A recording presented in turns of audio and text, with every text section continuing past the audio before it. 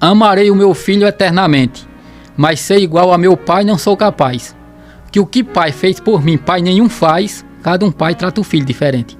Ser bom pai não é só comprar presente, é saber lhe erguer quando ele cai, ensinar a ter respeito aonde entra e sai e proteger para seus olhos ver ter brilho. Que ser pai não é só gerar um filho, é preciso ensinar ele a ser pai.